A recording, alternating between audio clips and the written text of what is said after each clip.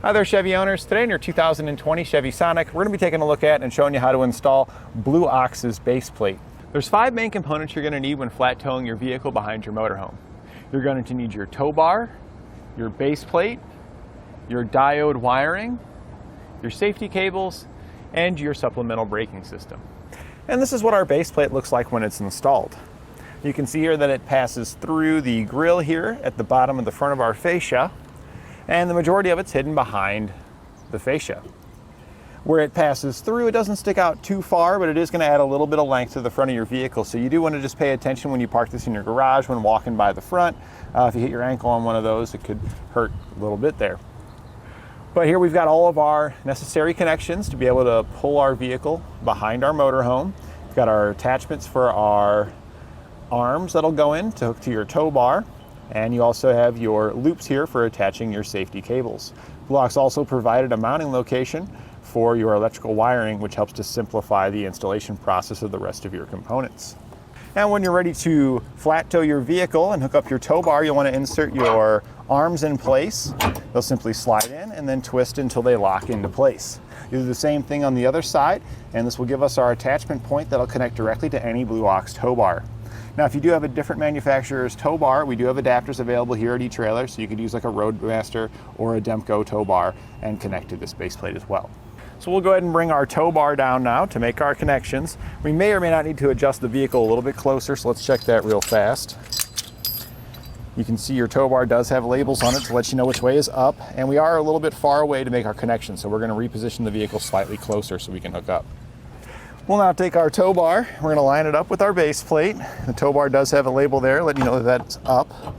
You'll just line up the slots here to mesh with your base plate and slide your pin into place, and then don't forget to secure it with the pin on the opposite side. We'll do the same thing over here with this arm. Again, check your stickers, make sure you've got it in the appropriate orientation. And then we can slide that one on there and make our connection as well. So now we can just make the rest of our connections to finalize our flat tow setup. So our safety cables, the one that we hook on the driver's side, or in this case I hooked it to the passenger side of the motorhome, we're going to come over and hook it to the driver's side on the vehicle. And then we're going to do the opposite here for our other safety cable. This will create a cradle here at the front. So in the event that we have a catastrophic disconnect, we'll be able to, make a little cradle that'll keep it from falling down on the pavement. We can then hook up our electrical wiring.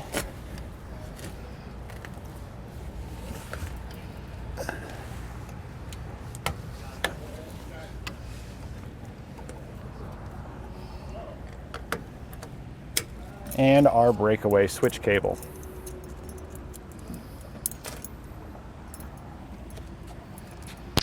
And with your breakaway switch cable, oftentimes the little carabiner here is not going to be capable of connecting directly to your hitch, just because it's not going to be big enough for the safety cable loop. So you can just poke the cable through there like that. You can attach the carabiner to the end we poke through, and then just attach the carabiner back onto itself. And now that we've got all of our connections made, at this point we're ready to just place our vehicle into flat tow mode and we're ready to hit the road. We'll begin our installation here with the hood open. The trim piece that goes across the top here we're going to remove. There's several bolts and push pins. Looks like about 6 of each. We're going to remove all the bolts with a 10mm socket.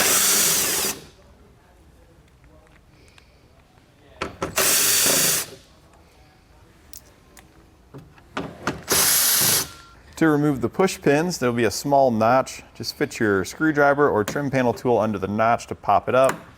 And then you can pop the entire head up. And then at that point, the whole pin should pull out of there. Sometimes just the top pulls out like that. That's no big deal. You can still get underneath the bottom and pull it up. And if they do come out as separate pieces, you can simply just click the two back together.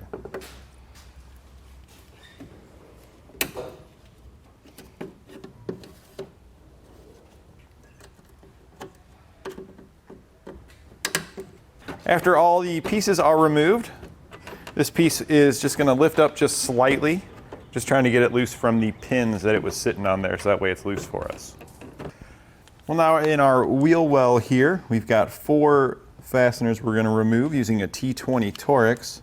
You have 3 that kind of run down the side on your fender liner here.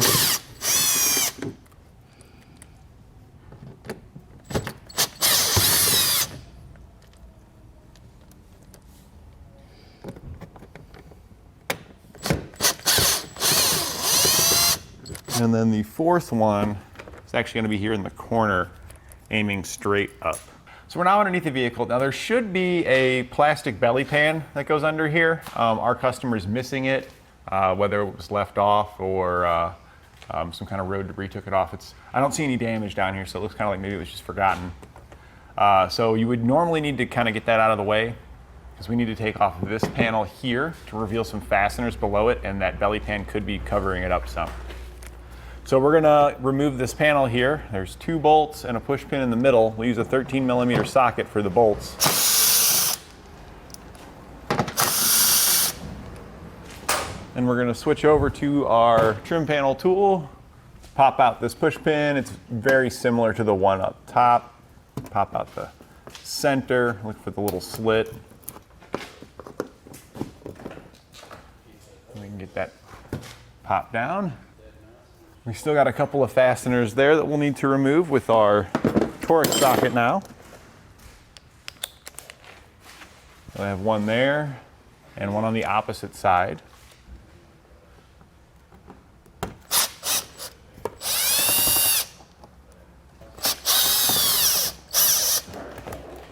All right, so we can get this panel out of the way, just set that aside, and that'll reveal all the fasteners that we're gonna need to remove now to get our fascia off of here.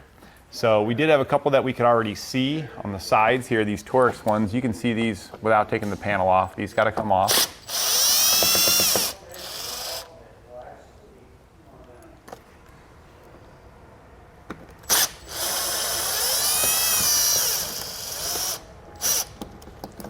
And then we've got 2 bolts here. There's one on this side and one on the opposite side. These ones were hidden by the panel that we removed. We'll take a 7mm socket to zip these out of here. So now we can start to remove our fascia. We're gonna start here on the edge, because we can kind of grab our fingers back behind it here. And we're gonna just kind of slowly peel it away. We're kind of pulling out and a little bit up at the same time. Working our way towards the middle. All right, once we get it popped to that point right there, we're actually gonna take those clips that we had disconnected there and pop that back up on there real quick. That way we can step away from that side and head over here to the other side to get this side removed. Okay, and once you get about to this point, that's where it usually likes to pop and go. So I'm gonna grab it here in the middle so I've got a good support on it.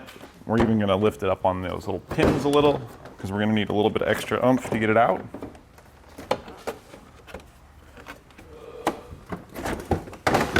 And we're just gonna slowly walk away. Checking for any electrical connectors that may be present. Looks like there is one over on the passenger side over here. So we're just gonna grab our fascia and disconnect our connector. We can now set this aside where it won't get damaged. Next, we're gonna remove the beam across the front here. There's 3 bolts on each side we'll remove with a 13mm socket. What I like to do is this, on these outer bolts, I'm gonna take this and just thread that in a couple of turns. That way when I'm removing the bolts on the other side, this thing can't fall off of here. It's got some support. These inner ones will take all the way out. You'll probably need a swivel to get in there.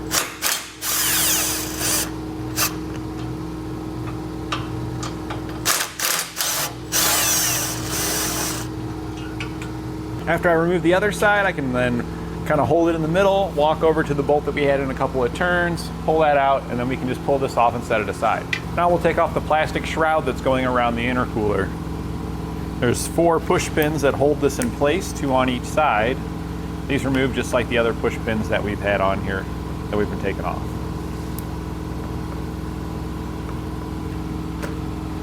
Push slightly towards the outside to get that to clear. Same on that side, and then we'll set this aside. So now on our intercooler here, The lower mount here, you can see how far it sticks out compared to the upper mount.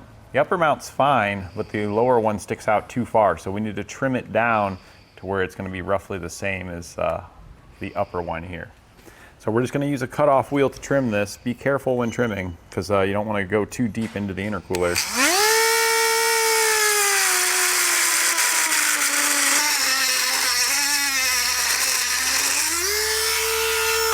And we're going to do the same thing on the other side to get that cleaned off of there. So next we're going to need to trim in about 1 inch. I've gone ahead and marked it there to notch this out so that way our base plate will fit. We just want to use a reciprocating blade to cut this. Be careful when you're cutting not to cut anything nearby. And if you get it really close like that and it's still kind of hanging on a little bit, you can just grab a pair of pliers. Just kind of twist it the rest of the way off of there. And then we'll go over here and trim the other side the same way. So now with an extra set of hands, we'll get our base plate into position. You'll kind of have to rotate it around to get it to fit. You might have to kind of push on the intercooler hose a little bit there. Once you get it up into position, go ahead and put a clamp on it to make sure that it stays where you've got it. We'll show you real quick to help you determine that you do have it in the correct location as well. All right, so we got it clamped. You want to look here at the front. We want this to be up against the bottom, just like you see there. Same on both sides. Make sure you got those up against the bottom. Once you've got them up against the bottom and clamped, we can start drilling out our holes to insert our bolts. We'll use a 13/32 drill bit to drill out our holes. I like to use a little bit of silicone spray or penetrating oil. A little something in there helps it drill a little bit better. And we're just going to drill this right on out.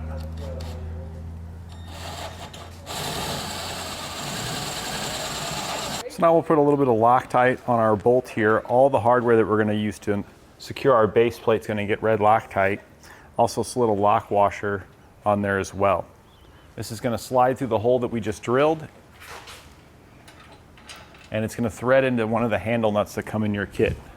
The handle nut will feed through the square opening here at the front. You will likely need to bend it a little bit to make it properly line up with the bolts. So we're going to do a little something like this, and that way it kind of just pushes the nut there a little bit closer to the sidewall.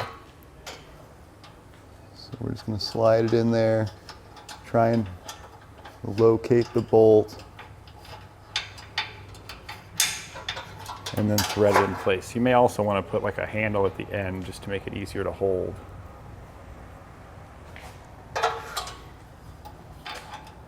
And then once you get it to line up and get your bolt to thread in, we'll repeat that same process on the other side to get a bolt in there.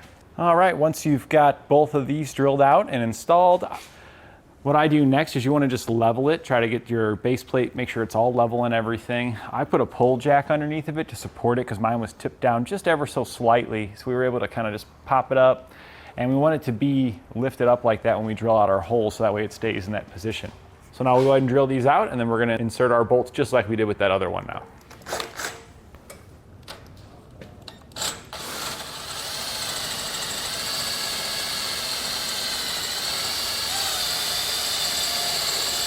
And we're just going to insert our handle nut, line it up with our hole, and insert our bolts. I like to start with the furthest away from the access hole as possible and work my way to the bolts towards the access hole. It just seems to tend to keep the ends here a little bit more out of your way. They're still going to be in your way, but that'll help minimize how much those are interrupting you getting these installed. And this closest one, you're going to probably have to do a couple of different times of bending it, tweaking it, seeing what's going to work and what isn't. Once you get them installed, use a 9/16 socket, and you'll just run them down with that 9/16 socket. We'll do the same thing over on the other side as well. And then once you've got all of those installed, we can go back and torque these to the specifications outlined in our instructions. So now that we've got the side bolts in, we'll do our front bolts. Right here in the front, you'll have a hole. There'll be one just like that on the other side as well. We're going to use the same size drill bit and hardware we've been using before to drill through this and secure it.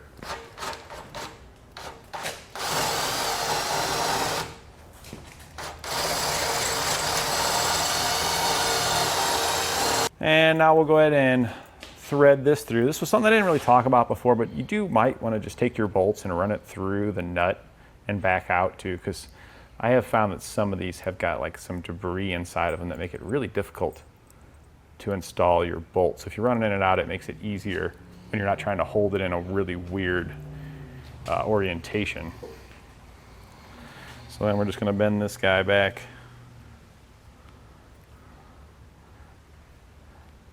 behind here. Line it up and get it snug down. And then once you get it started, don't forget your washer. You can go back, snug that down, and torque it as well. So at this point now we're going to remove all of our little handle nuts that we've got here. To do that, we're going to use just a pair of snips. If you just put a little bit of pressure on the snip there like that, I'm just kind of squeezing, not real hard, just kind of lightly squeezing. And then if we just rock it back and forth, the cutters will actually just glide right on through it.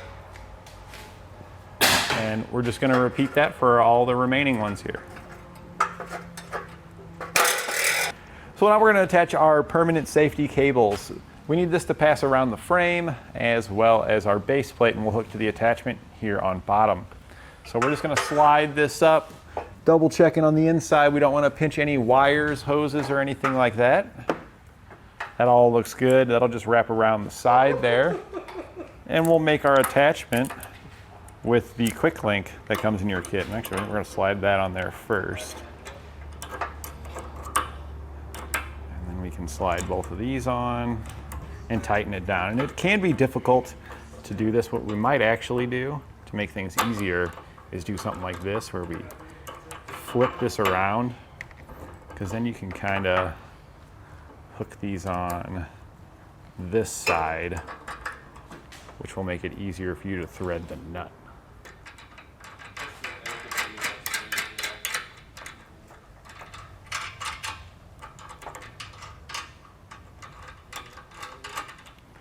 And we just want to get that all the way tightened down.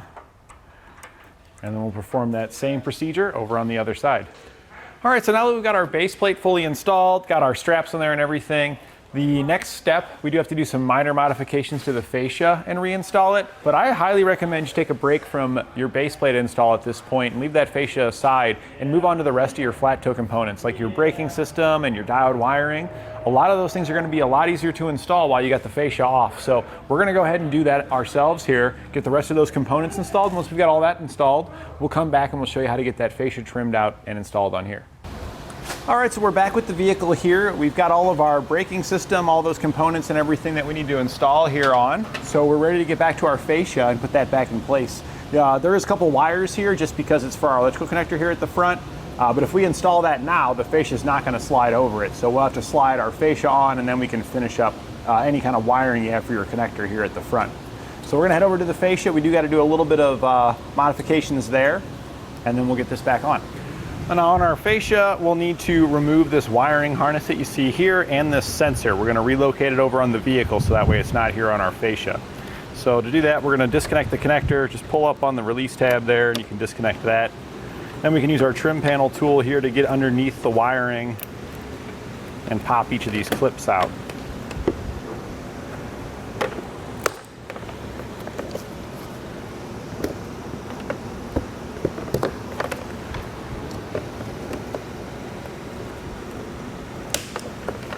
All right, we got our harness removed. Now we need to get the sensor off of here. And to remove our sensor, let's take a look here. It looks like we might have to flip it over to the other side. Just taking a quick peek at it here. Because yeah, you can't twist it any. I don't see any release tab on this side. So we're just gonna flip this over.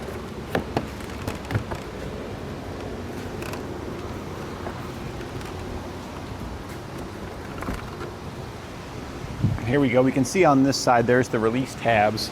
The easiest way to get this off is probably with a pair of needle nose pliers. So we're just going to take our needle nose and we're just going to pinch those release tabs inward and kind of just push some pressure downward to try to get the sensor to pop in. It's kind of annoying they put two sets of ears on it there, because all four, there we go, all four of them got to be kind of pressed in just right for it to pop out, and then it'll drop down, and then we can move it over to the vehicle. So we're now back here in the vehicle. This was the connector for our temperature sensor that we just removed. We're going to feed that over towards the base plate, trying to avoid my safety cables that I installed there, because we don't want to pinch the wiring behind it. There we go. That way we follow a nice natural curve over towards the center of our base plate here. We can go ahead and plug our connector back in for our wiring. And then we just got to find a new position here for our sensor, wherever we're planning on putting it. Let's take a look here. There's probably no area where we're going to be able to pop this back in, so we're just going to probably be zip tying it using the cable ties that come in the kit just right to the top of the base plate there. So we'll plug the sensor back in. I want to try to get it in a spot where there's an opening in the grill, so we'll probably position it maybe like about right here, because we know there's going to be slots in this area where our components are going to pass through, and then we'll just cable tie it in place. You may or may not, looks like we're going to have to use two cable ties. These are the ones that come in, these came with our braking system. So if you're using the same, trying to reuse extra parts you get with your other components, you might have to just double them up to make it long enough. So get that around there, get it started.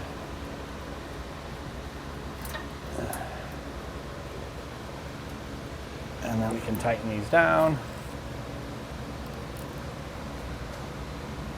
And we can angle the sensor up or back. Really doesn't matter which way the angle is on the sensor there. It just needs to be secure. And that looks pretty good there. So we'll just use a couple more cable ties now just to secure the rest of the wiring here. Probably something like this. And you're probably going to need to use a couple of cable ties together. It just depends. We'll see if we can get away with one. All right, so next I went ahead and marked the fascia where we'll need to trim out. So our opening where we connect to our tabs for our tow bar are going to be in roughly this location here. Down here is where your safety cable attachment comes out. So if you wanted to, you could probably leave a couple of these little bars here, but I think it's going to look nicer if we just follow the beams and just make it clean down the beams. So that's what we're going to do on each side. We're just going to use a small reciprocating blade here to do this.